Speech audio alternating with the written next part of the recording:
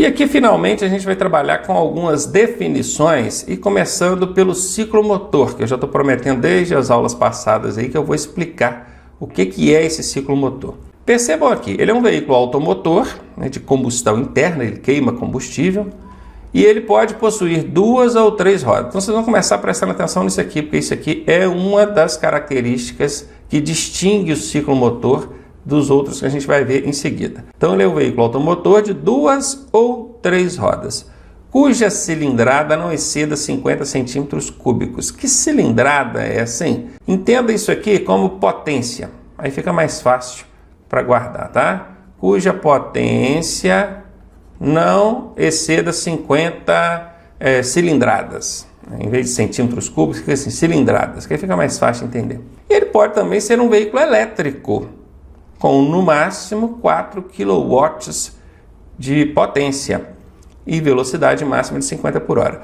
Esses ciclomotores, ele sempre foi chamado de cinquentinho. O pessoal chama muito ele de cinquentinho. Por quê? Porque ele tem os 50 aqui que é a potência e os 50 aqui que é a velocidade. Ele fica limitado a 50, 50 e 50. Só que agora, com a nova definição de ciclomotor, incluiu-se aqui também o veículo elétrico. E quando ele for elétrico, aí a potência não vai ser em cilindradas, vai ser em kilowatts. Lembre-se, ele não é um veículo automotor mais.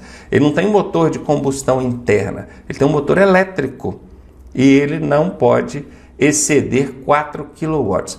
Por que não pode, Ronaldo? Porque se ele exceder essa capacidade aqui, aí ele já não é mais um ciclomotor. Aí ele é uma moto elétrica. Aí já não vai mais poder ser conduzido com ACC. Ele vai exigir do candidato ou do condutor a categoria A. Então, só fazendo o último vínculo aqui, o ciclomotor, qual que é a habilitação para conduzir ele? É a ACC, autorização para conduzir ciclomotor. Por que aqui você colocou ou categoria A, Ronaldo? Porque quem tem categoria A pode dirigir ciclomotor, né? A categoria A abrange a ACC. O contrário já não acontece. Quem tem ACC só pode conduzir o ciclomotor mesmo. Ele não pode pegar uma motoneta, uma motocicleta, não pode. Então vimos aqui os conceitos aqui de ciclomotor. Antes era bem fácil de guardar, né? Era só guardar os cinquentinha. Tudo que aparecesse era 50. 50 de potência, 50 de velocidade. Mas agora incluiu aqui também o veículo com motor elétrico com no máximo 4 kW de potência nesse motor. Não sei nem se é potência que pode ser dito aqui, né? Aqui é a motoneta. A primeira diferença que a gente vê aqui em relação à motoneta é que ela só pode ter 2 rodas. Não pode ter 3 rodas. Se tiver 3 rodas, vai se chamar de triciclo. E não é ciclomotor, é triciclo. Ronaldo, mas é que você falou que 3 rodas é o ciclomotor? Sim, é 3 rodas, mas tem que ter os limites aqui de potência, né?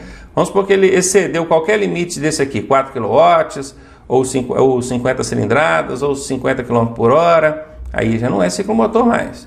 Vamos fugir disso. Aqui nós já estamos falando de veículo que excede esses limites aqui. Porém, agora ele só pode ter 2 rodas. E ele é conduzido por condutor em posição sentada. O condutor fica sentado nesse veículo. Daqui a pouquinho vocês vão entender por quê e qual é a importância desse termo que eu destaquei aqui. Vamos ver a motocicleta aqui. Só lembrando, para conduzir a motoneta, a habilitação exigida é na categoria A. Aí o ACC já não serve não, tá? E a motocicleta? É um veículo automotor de 2 rodas. Percebam que a motocicleta também não tem 3 rodas. O único que tem 3 rodas é o ciclomotor, né? É um veículo automotor de 2 rodas conduzido por condutor em posição montada. Eu risquei o dia aqui sem querer, tá, gente? Só esbarra aí, deixa eu apagar aqui para não confundir. Aí, pronto. Voltei lá. Show. Então tá aqui. Para eu saber se é uma motoneta ou uma motocicleta, a única diferença é esse termo final aqui, ó. Tá montado é motocicleta, tá sentado é motoneta. É a única diferença. O resto é tudo absolutamente igual. Percebam? Eu copiei essa frase de cima aqui embaixo e só mudei o termo final. O que é montado e sentado? Sentado é quando o condutor consegue encontrar os joelhos. Imagine um condutor sentado aqui nessa motoneta. Tem uma abertura aqui, ó, no centro do veículo, que permite que o condutor encoste um joelho no outro. Se os joelhos se encontram, significa que o condutor está na posição sentada. Sendo assim, é uma motoneta. Agora observem a motocicleta. Ele não consegue encontrar os joelhinhos.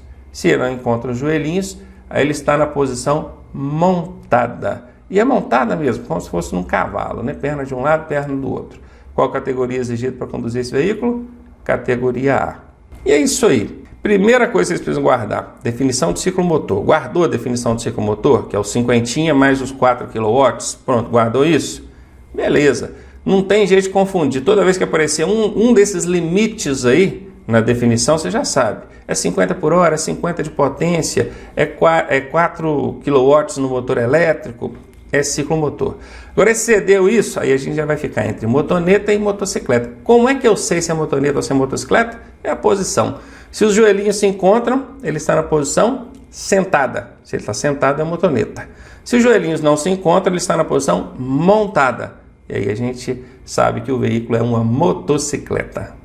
Aqui, primeiro, nós estamos aqui a bicicleta. Já deveria ter colocado logo o triciclo aqui para mostrar para vocês. Mas vou colocar a bicicleta. A bicicleta, justamente porque o pessoal confunde a bicicleta elétrica com o ciclomotor. E a diferença é a seguinte. A bicicleta elétrica, a potência máxima dela tem que chegar a 350 watts. Se passar de 350 watts, ela já vai ser considerada um ciclomotor. Aí precisa de ACC.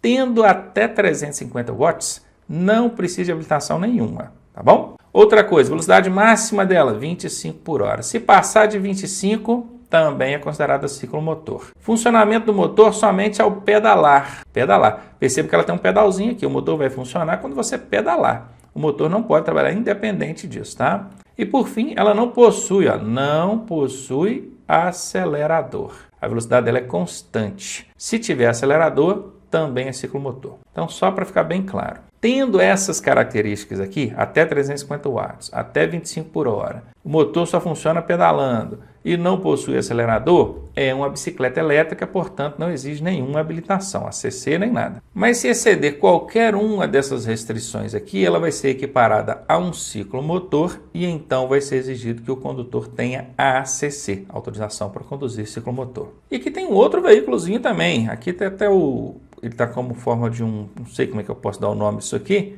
mas eu poderia ter colocado aqui essas patinetezinhas que rodam aí, né, nas grandes cidades, agora é a Honda. Então, equipamento de mobilidade individual autopropelido. Quando você vê isso na sua prova, ó, equipamento de mobilidade individual autopropelido. É isso aqui, essa imundíciezinha, as patinetezinhas, tá legal? Ele não é equiparado ao ciclomotor. Perceba, não é equiparado ao ciclomotor ou bicicleta elétrica. Não tem nada a ver, tá? E as restrições para ele são as seguintes. Permitida a sua circulação entre pedestres e ciclistas quando?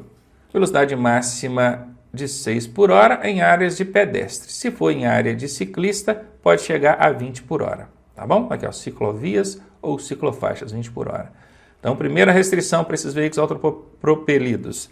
Se for em área que circula um pedestre, a calçada, qualquer lugar onde circula o pedestre ali, o máximo que ele pode desenvolver é 6 km por hora. Se for em ciclovia ou ciclofaixa, ele pode desenvolver até 20 por hora. Ele é equipado com um velocímetro, campainha, que é o dispositivo sonoro para chamar a atenção da pessoa que está ali, e sinalização noturna. Esse negocinho que tem na frente aqui, ó, fica piscando. E dimensões não superiores à de uma cadeira de rodas. Essas são as características do veículo autopropelido. E por fim, cheguei então no triciclo, né, que eu já havia falado lá atrás. Aqui, esse triciclo, ele tem 3 rodas, ele é até um pouquinho diferente, eu fiz questão de colocar diferente, porque normalmente o pessoal vê triciclo com 2 rodas atrás e uma na frente, né? Mas pouco importa. Pode ser 2 rodas na frente e uma atrás. Ele é um triciclo, tem 3 rodas, triciclo.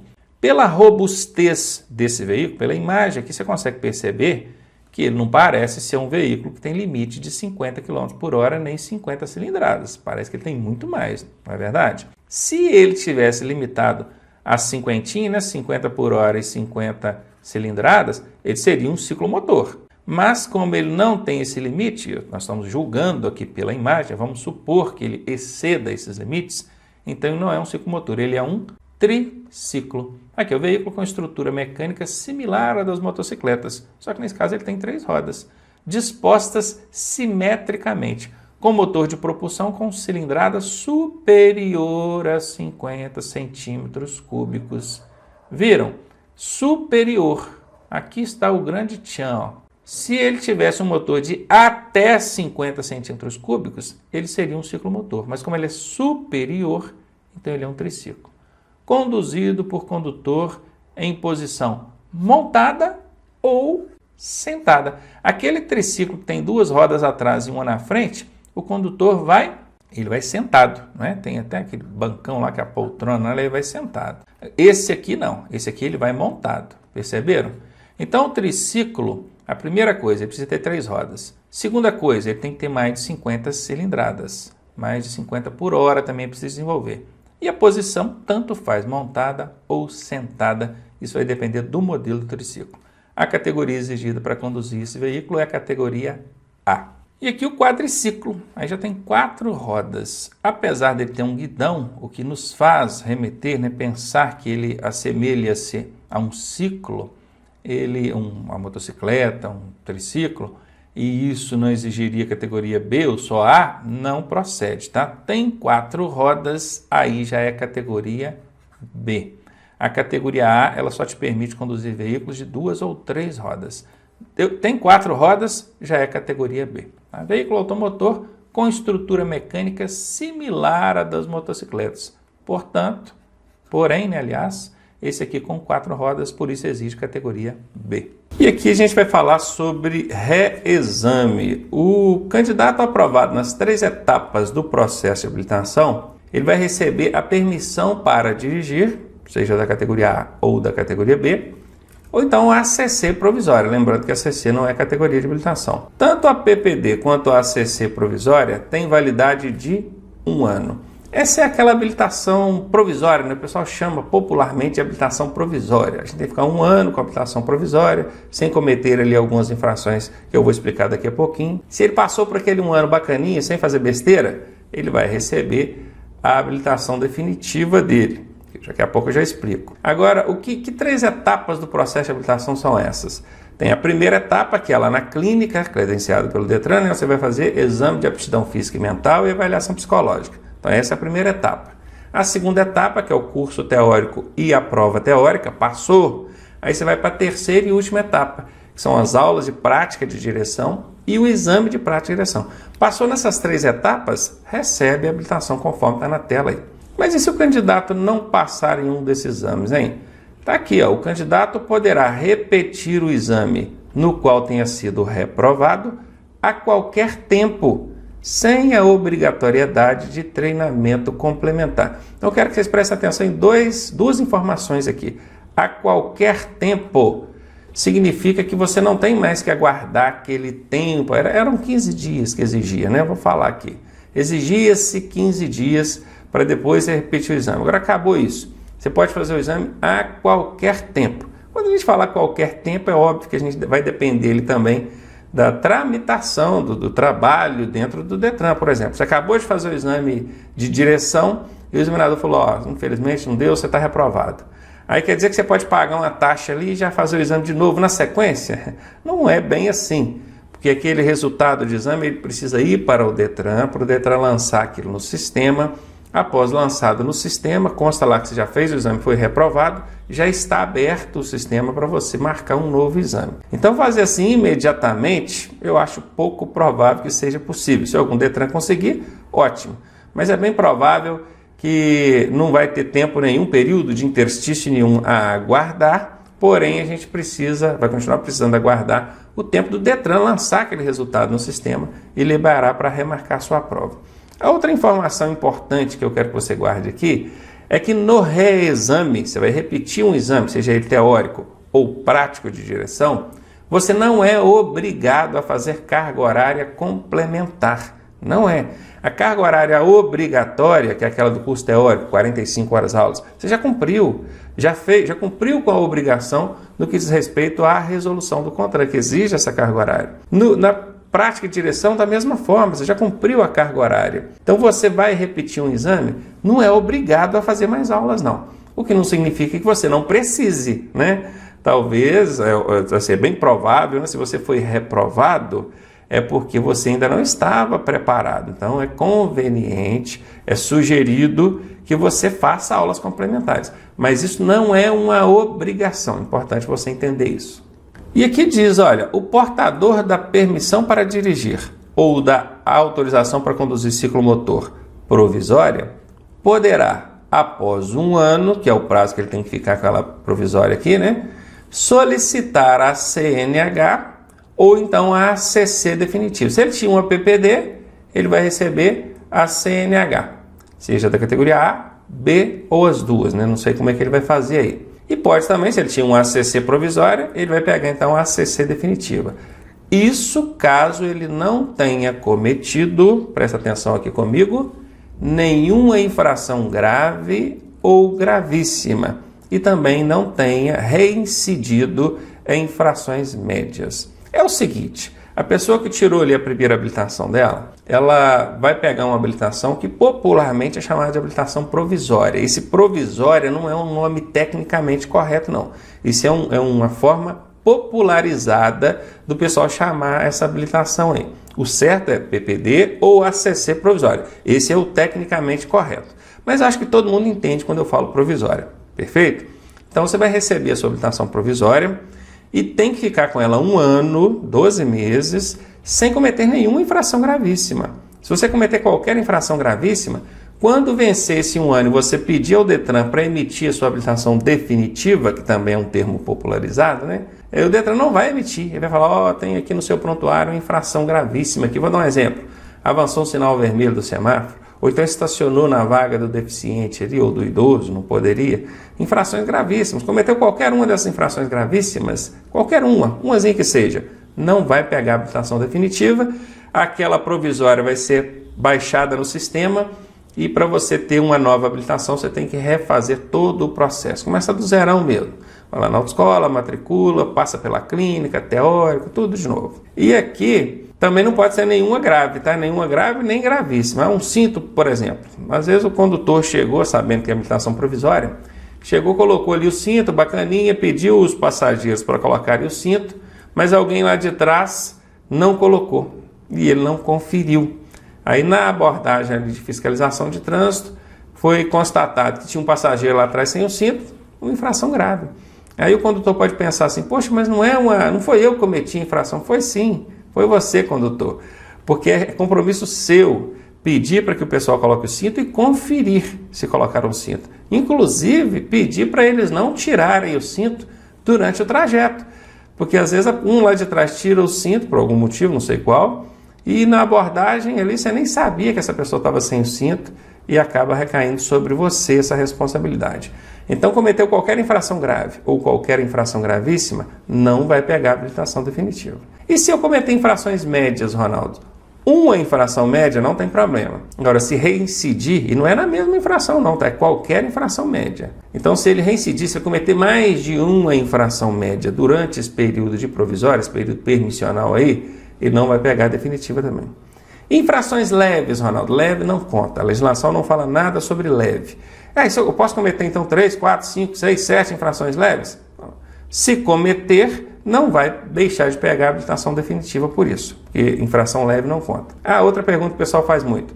E se eu cometer uma média e uma leve? Esquece a leve. A leve não é contabilizada para fins de troca da permissão na CNH. Não conta. Então, se tem lá uma média e uma leve, esquece a leve, descarta ela, desconsidera. Aí vai analisar o prontuário. Quantas infrações tem? Uma média. Uma média perde? Não perde. Se forem 2 médias, aí perde. Agora, grave e gravíssima, meu amigo, é qualquer uma que seja, dançou, balbal, tem que tirar outra habilitação. E aqui na tarja amarela deixa isso bem claro. Olha, a não obtenção da CNH, perceba, quem não obteve a CNH, que é a carteira definitiva, é aquela pessoa que estava com a PPD e cometeu qualquer uma dessas infrações. Então prestem muita atenção nesse enunciado aqui, que isso cai direto em prova, tá? A não obtenção da CNH obriga o candidato a reiniciar todo o processo de habilitação. É muito comum a gente ver essa frase aqui, a não obtenção da CNH obriga o candidato a... Vem assim na questão, né? Obriga ele ao quê? Aí vem a alternativa A, repetir o exame no qual ele tenha sido reprovado. Olha, veja bem, quem está fazendo exame de processo de habilitação, ele não está em busca da CNH, não, ele está em busca da habilitação provisória dele, é da PPD. Então presta muita atenção nisso. Se na hora da sua prova caiu a não obtenção da CNH, ela só vai ser entregue para quem já tem a permissão. Então esse camarada, ele já passou por todo o processo. Não tem que repetir exame nenhum, não. A não obtenção da CNH vai obrigar ele a passar por todo o processo novamente, porque ele perdeu a habilitação provisória dele. Renovação da habilitação. Beleza, depois você troca a habilitação na definitiva, periodicamente você vai ter que renovar ela, porque ela vence. E a renovação da habilitação consiste em ser aprovado nos exames físico e mental. É isso mesmo. Quando a gente fala de validade da CNH, na verdade a gente está falando da validade desses exames aqui, físico e mental. É aquele que a gente faz lá na clínica do Detran, que é o primeiro exame, que normalmente se resume a um exame de vista ali, identificar algumas cores, algumas letras, olha para um farol lá assim, depois aparece uma letra. Normalmente o exame se resume a isso. Não deveria ser um exame mais detalhado, mas a gente sabe que na prática é assim que tem acontecido. É esse exame mesmo, esse que você vai precisar renovar periodicamente, porque a sua habilitação ela vale enquanto esse exame valer. Quando a gente fala de validade da CNH, é esse vínculo do exame de aptidão física e mental com a validade da CNH.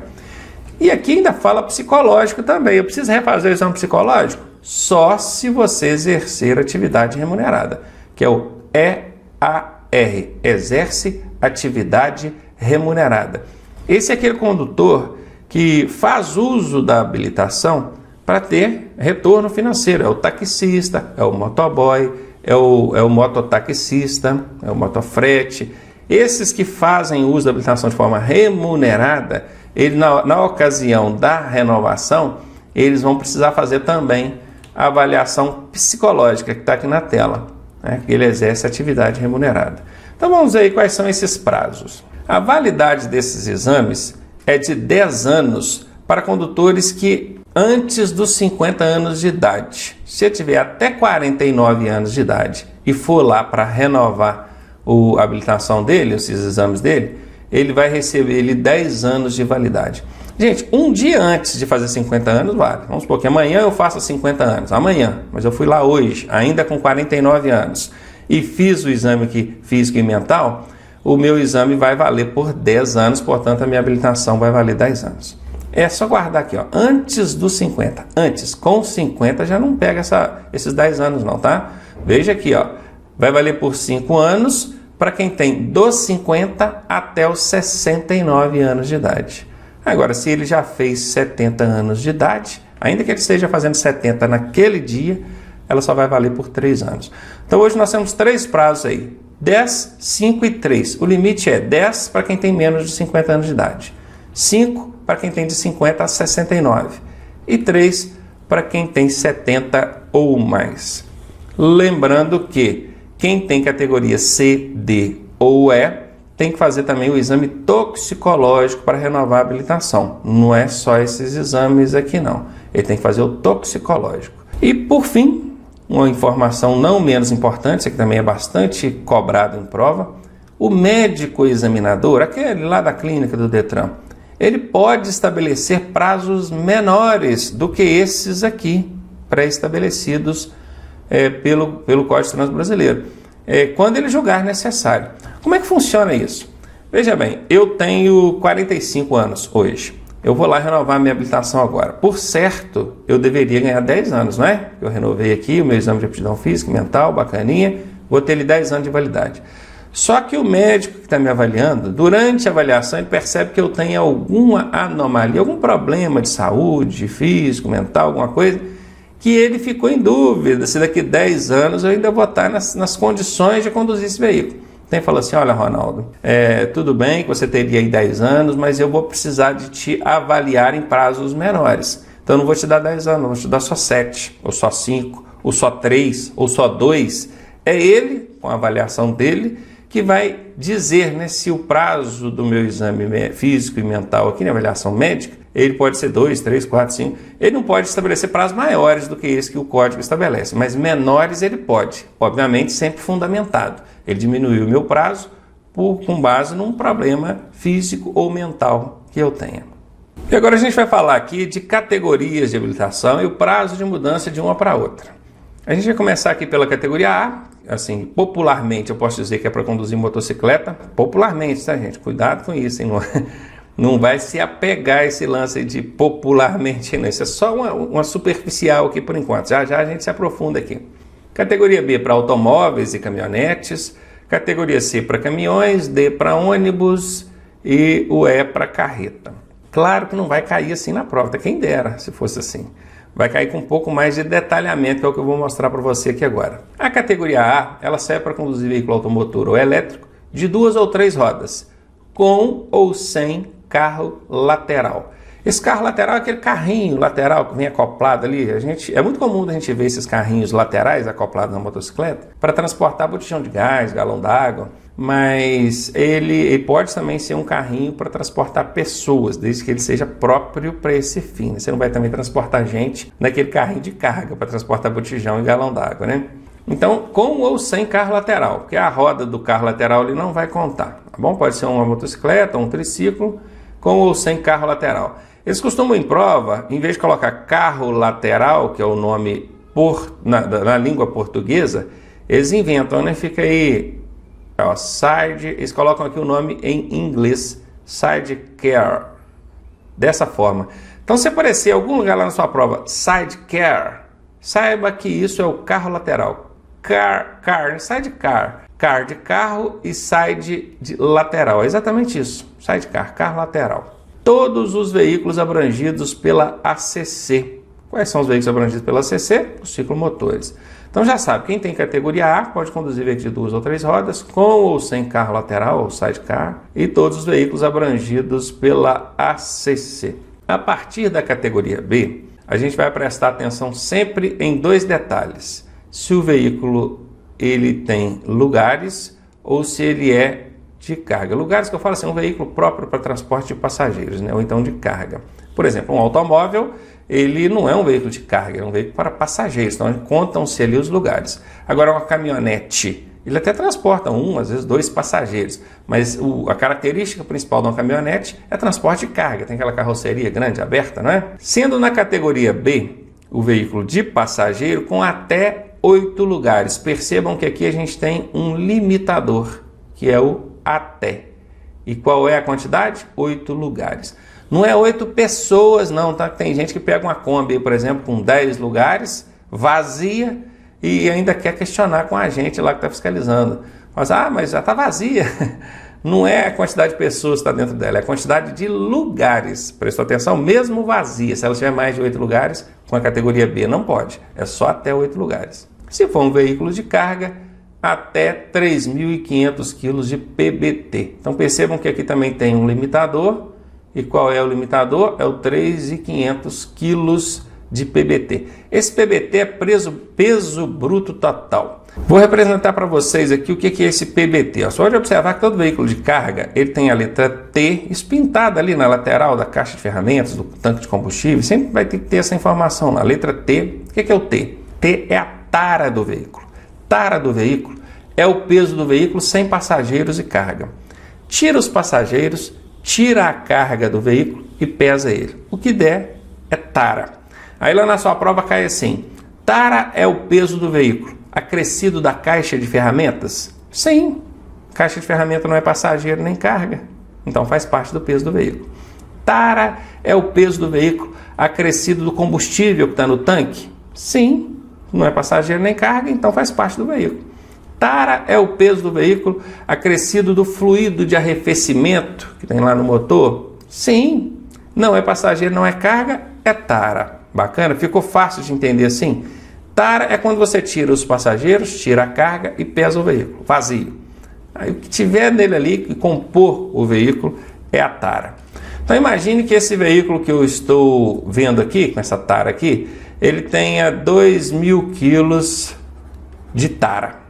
Essa aqui é a tara desse veículo. Tem também pintada ali na lateral desse veículo a letra L. Esse L é de lotação. Lotação é o que tanto que esse veículo pode transportar. Se for de lugares, ele vai definir lá, 20 lugares é a lotação dele. Se for de carga, ele vai definir lá, é até 3.000, 4.000 quilos, ele vai definir, vai ter lá a pesagem. Então vamos considerar aqui um veículo de carga, e esse veículo de carga, ele tem também, vamos colocar aqui que ele tem uma lotação de 3.500. Epa, esse 5 aqui ficou 3.500. A lotação dele é 3.500.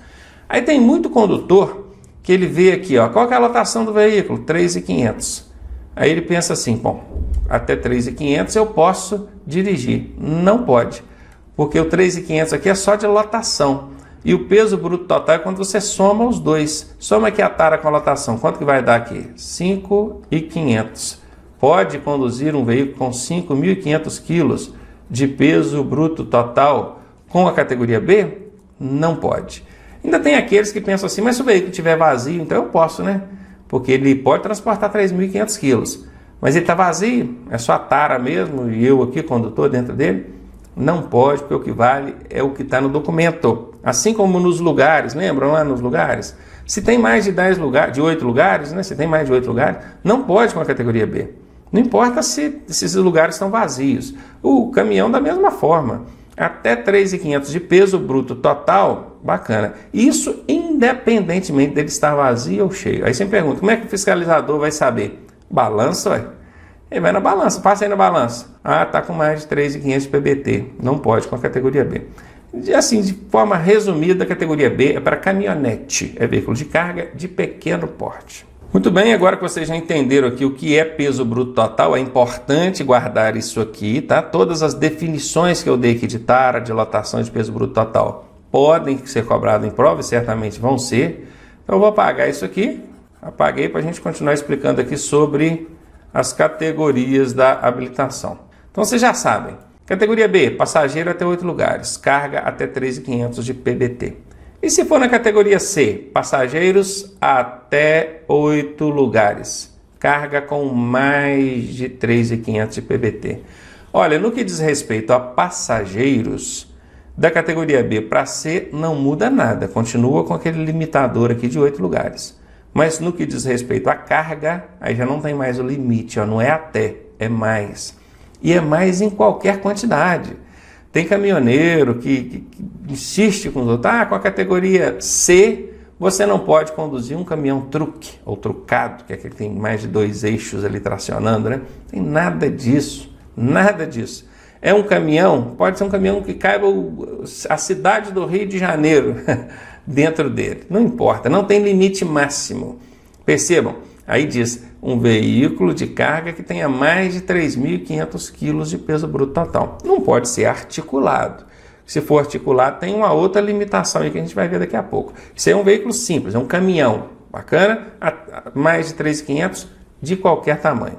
Quando eu chego na categoria D, aí o limite de lugares também cai por terra. Ó, agora já pode ser mais de 8 lugares, e já podia ser mais de 3.500, continua sendo mais de 3.500. Lembrando que conforme você vai aumentando a categoria maior, ela te dá o direito de dirigir tudo aquilo que está na categoria menor. Então, obviamente, se mudou para D, você aumenta aqui a quantidade de lugares, e isso aqui não poderia voltar, né? Claro que não pode voltar. Você já tem lá na categoria C, você já pode dirigir veículo com mais de 3.500, na categoria D também vai poder. E na categoria E, hein? Aí passageiro mais de 8 lugares, carga mais de 3.500. Não mudou, né? De D para E, no que diz respeito a passageiros e carga, não mudou. Presta atenção em mim aqui. Isso que está na tela aqui é o que vai cair na sua prova em 95% das vezes. 95% das questões que caírem em prova envolvendo essas categorias de habilitação, o que ela te dá o direito de dirigir, está respondido aqui na tela. Pronto, isso é suficiente. Quase todas as questões. Raramente vai cair alguma questão em prova detalhando mais do que isso que vocês estão vendo aqui na tela. Tá? Então, se você não tem tempo, não quer aprofundar mais, pronto, está ótimo aqui, já pode continuar a sua aula lá para frente.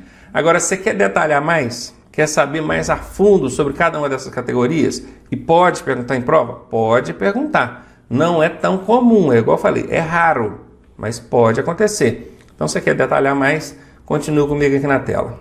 Na categoria B, quando for uma combinação de veículos, o que é combinação de veículo? É um veículo puxando o outro. Isso é muito comum. Às vezes você vê um automóvel, ele tem um engate ali atrás, engata a carretinha nele, então ali você tem uma combinação de veículos. De até, percebam que aqui nós temos o limitador, até 3.500 de PBT.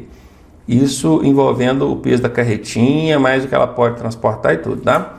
E se for para uma carretinha ali de passageiros, até 8 lugares. Então fica limitada do mesmo jeito aos 8 lugares e aos 3.500, conforme já era no veículo comum, sem ser combinação de veículos. Quando chega na categoria C, essa combinação de veículos já aumenta aqui um pouco, olha, no que diz respeito a peso, ó, até 6.000 kg de peso bruto total. No que diz respeito a lugares, continua travado ali nos 8. Só lembrando que a categoria C não é categoria para transportar pessoas, normalmente não é, por isso que ela fica sempre limitada aí a 8 lugares. Quando você chega na categoria D, aí você já tem uma combinação de veículos de até 6.000 kg de peso bruto total ou até 8 lugares. Percebam que C e D, no que diz respeito à combinação de veículos, não muda nada, nada. Viram aí? Até 6.000 kg de peso bruto total, até 6.000 kg de peso bruto total. Até 8 lugares, até 8 lugares. Quer transportar, quer conduzir, aliás, um veículo, uma combinação de veículos com mais do que 6.000 kg ou mais de 8 lugares? Vem cá para a categoria E. Aí você vai poder, olha, mais de 6.000 kg de PBT, mais de 8 lugares, inclusive pode ser mais de 2 unidades tracionadas. Porque quando eu falo combinação de veículos, a gente pensa uma unidade puxando e a outra sendo puxada. Quando é categoria E, pode ter mais de uma unidade sendo puxada. Aí são 3, 4, né? Aí tem as limitações conforme resolução específica do CONTRAN. Mas já não tem mais esse limite de 2 unidades, quem puxa e quem é puxado. Pode ter mais unidades ali. Então, categoria E é um grande salto quando a gente está falando de combinação de veículos. Quando é o motor casa, esse motor casa também pode ser chamado de motor home. Home em inglês é casa. Ah, Ronaldo, mas não é house? House é casa, home também é casa. Assim como na língua portuguesa a gente tem casa, tem residência, moradia, né? Lá também na língua inglesa tem outras formas. Por que eles insistem aqui no Brasil em usar motorhome ao invés de motor casa? Eu não sei. Vê que a pessoa tem vontade de ser americana, né? E norte-americana, né? E fica com essa bobeira de motorhome. Pior que o Detran vai nessa onda, né? Então pode cair lá, motor casa ou motorhome. Sendo ele um motorhome de carga, até 6.000 kg de peso bruto total. Sendo ele de passageiros, até 8 lugares. Na categoria C, esse motor casa pode ter mais de 6.000 kg de peso bruto total. Perceba que na categoria B ele tinha o limitador até, agora já não tem. Mas no que diz respeito a lugares, é aquele velho problema, né? A categoria C sempre vai ser limitada em 8 lugares, sempre. Sempre. Falou categoria C, lugares, sempre. Até, sempre. Na categoria D, esse motor casa pode ter mais de 6.000 kg de peso bruto total e agora já pode ter mais de 8 lugares. E quando chega na categoria E, esse motor casa também não tem mais limite de peso bruto total e nem de lugares, assim como na categoria D. E eu poderia terminar aqui, mas ainda tem mais detalhamento. Olha, trator de rodas e equipamentos agrícolas. Com a categoria B você pode conduzir. Normalmente máquinas, né, retroescavadeira, tratores de um modo geral, vai exigir categoria C, D ou E. É assim que está no código. Mas existe uma exceção, que é essa que está na tela aqui para vocês. Se esse trator for um trator de rodas, tem rodas, não é esteira, a categoria B pode. Ou então se ele for usado para trabalhos agrícolas, com a categoria B também pode. Fugiu disso? Aí é C, D e E, que é o padrão para operar a máquina mesmo. Na categoria C, aí já entra o trator de esteira, tá vendo? Ó, trator de esteira e aqueles equipamentos que não são utilizados para trabalhos agrícolas. Ronaldo, mas eu posso conduzir o veículo aqui, que é equipamento para trabalho agrícola, e o trator de rodas com a categoria C? Claro que pode. Lembre-se, tudo que a categoria anterior pode, a maior pode. Então, se com a B você pode dirigir trator de rodas e equipamentos agrícolas, com a categoria C também você vai poder. E ainda inclui os tratores de esteira aí. Na categoria B a gente tem também os quadriciclos. Quadriciclo é que tem guidão, né? Parece uma motocicleta, mas não é uma motocicleta. É um quadriciclo. Por ela ter 4 rodas, ela não pode ser conduzida pela categoria A. Lembre-se, a categoria A, até destacadinha em cima, ela é para veículos de 2 ou 3 rodas. E por fim, para fechar o nosso detalhamento aqui, quando se tratar de ônibus articulados, a gente pode conduzir com a categoria D. Então, só para arrematar aqui, conforme você vai aumentando a categoria, as categorias anteriores são abrangidas. Só tem uma categoria que não é abrangida, ela é separada, é exclusiva, é a bonitona, que não se mistura. Qual que é? É a categoria A, que inclusive eu deixei ela numa cor diferente para vocês aqui, que é para justamente você não esquecer disso. Categoria A, ela não é abrangida pelas categorias subsequentes. Agora, da B para frente, se você mudou para C, você pode dirigir o que estava na B. Se mudou para D, você pode dirigir o que estava na C e na B, e assim sucessivamente. E vamos agora falar sobre os prazos de mudança entre uma categoria dessa e outra. Aqui, ó, do lado direito, a gente vai fazer a mudança de uma a uma. Nesse caso aqui não é mudança, esse caso aqui é adição. Lembra que eu expliquei isso? Tem A e quer adicionar B. Qual o prazo que eu tenho que aguardar para fazer isso? Prazo nenhum, é livre, eu posso fazer até as duas juntas, conforme já foi explicado em aula anterior aí. Agora, se eu tenho B e quero mudar para C, eu tenho que ficar com a categoria B pelo menos um ano. E aquele um ano de carteira provisória conta, tá? Agora, eu tenho C e quero mudar para D, eu tenho que ficar com a categoria C pelo menos um ano, para então eu poder solicitar a categoria D. Vou pular cá para o outro lado agora, ó, que aqui eu pulo categoria, ó, de B direto para D. Perceba que eu pulei a categoria C. Eu posso fazer isso? Pode. Tá ligado aqui porque pode. Só que ao invés de esperar um ano, eu vou esperar 2. E eu posso mudar de C direto para E. Por que aqui eu não esperei 2 anos, Ronaldo? Confuso isso. Se aqui eu pulei uma categoria e tive que esperar 2 anos, aqui pulando uma categoria eu também teria que esperar 2 anos. Mas não é assim. A legislação de trânsito exige apenas 1 ano. Parece que não faz sentido, né? Parece que não faz sentido, mas algum sentido tem. E isso, por enquanto, aqui não nos interessa. O que nos interessa aqui agora é guardar esses prazos, tá? Então, pulou categoria, é 2 anos se for de B para D. Agora, de C para E, é 1 ano do mesmo jeito, normalzinho. Agora aqui, ó, quando eu tenho D e quero ir para E, dá uma complicadinha. Por quê? Porque eu vou ter que esperar 1 ano se eu for proveniente da categoria B. Como é que é isso, hein? Já vou explicar, calma aí. Então, 1 ano se a minha habilitação for proveniente de categoria B. Ou livre se eu for proveniente de categoria C. É simples. Quando a pessoa quer chegar na categoria E, a intenção do legislador é exigir que esse condutor tenha pelo menos 1 ano de experiência com veículo de grande porte. Veículo de grande porte, caminhão ou ônibus, pelo menos. Você imagina comigo aqui a pessoa que tinha categoria B, Bzinha, para dirigir automóvel e caminhonete. Ela ficou com essa habilitação por 2 anos e mudou para D. Porque pode, não pode? Está aqui na tela, aqui, ó. Ele ficou com a B por 2 anos e mudou direto para D. Ele chegou na D e agora ele tem a categoria D. Qual a experiência que ele tem com veículo grande? Nenhuma. Ele veio do automóvel, da caminhonete, pulou para D. Agora que ele vai ter experiência com veículo grande, que é o ônibus. Ou caminhão, porque quem tem categoria D pode dirigir caminhão também. Por isso o Detran exige desse camarada que ele tenha pelo menos 1 ano na categoria D para chegar na E. Por quê? Porque não tem experiência nenhuma com veículo grande. Agora olha o outro cenário aqui para mim. Se esse camarada tem a categoria D, né, e quer mudar para E, mas ele veio da C, ele já tem experiência, porque olha aqui, ó, ele tinha 1 ano de categoria C, que é para caminhão, e mudou para D.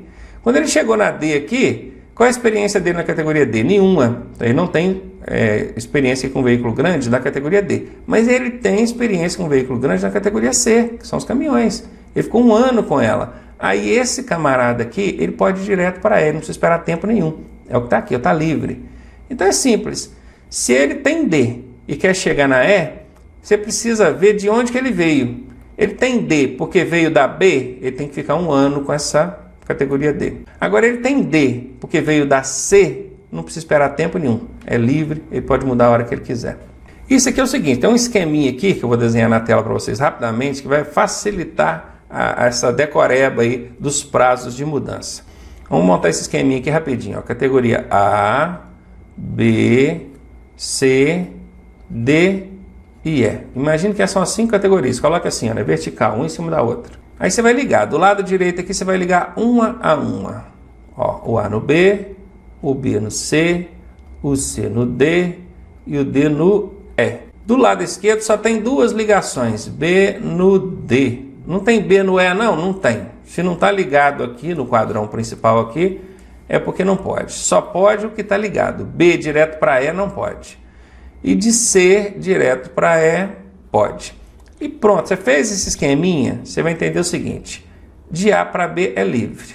E de B para D é 2 anos. O resto é tudo 1 ano, meu amigo. Aonde perguntar é 1 ano. Então você só precisa guardar essas duas. De A para B que é livre e de B para D que é 2 anos. Qualquer outra mudança, 1 ano. Pronto, somebody love, né?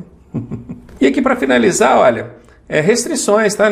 Para você fazer essas mudanças de categoria aqui, você não pode ter infrações graves, nem gravíssimas, nem ser reincidente em infrações médias no prontuário. É isso mesmo. Eu chego lá na autoescola, eu quero mudar minha categoria aqui, eu quero adicionar minha categoria. Eles vão puxar a informação do seu prontuário. Se tiver qualquer infração grave ou gravíssima, não tem como. Eles vão falar, ó, você tem que esperar 1 ano para esperar essa infração sair do seu prontuário. Quando você tiver com o seu prontuário limpinho, aí você pode voltar aqui, que você vai conseguir fazer essa mudança de categoria. Tem essa restrição, tá? Com exceção, olha aqui, ó, exceto para quem está querendo a categoria D ou E. Ah, eu tenho B e quero mudar para D. Ou eu tenho C e quero mudar para E. Eu também tenho que cair nessa regrinha do grave, do gravíssima? Não tem que cair. Há uma exceção nisso aí. Para tirar as categorias D ou E, a única restrição é que você não tenha mais de uma infração gravíssima. Guardou isso? Se puxou no seu prontuário lá, tem uma infração gravíssima, você ainda consegue fazer a mudança para D ou E. Agora, se tiver mais de uma infração gravíssima, tem 2, 3 gravíssimas, aí não tem como, aí tem que esperar mesmo limpar o prontuário ali para você fazer essa mudança para D ou E.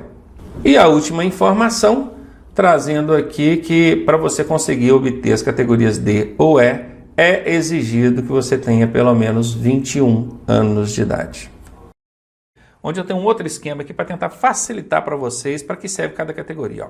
Categoria B, C, D ou E. A categoria A aqui não interessa porque a gente está trabalhando com passageiro, carga, combinação de veículos e motor-casa, que é o que nós vimos na tela anterior. Categoria B, passageiro até 8 lugares. Categoria C, passageiro até 8 lugares. Categoria D, passageiro com mais de 8 lugares. E a categoria E, mais de 8 lugares. Viram? Então, quando o veículo for de passageiro, vai aqui pela categoria ó, B até 8, C até 8. D mais de 8, E mais de 8. E quando o veículo for de carga, Ronaldo, aí vai ser assim, ó. B até 3.500, C mais de 3.500. Uma vez que saiu da restrição, ó, tirou o até e virou o maisinho, dali para baixo tudo vai ser maisinho. Tranquilo? E combinação de veículos, Ronaldo, são 2 veículos. 2 ou mais, né?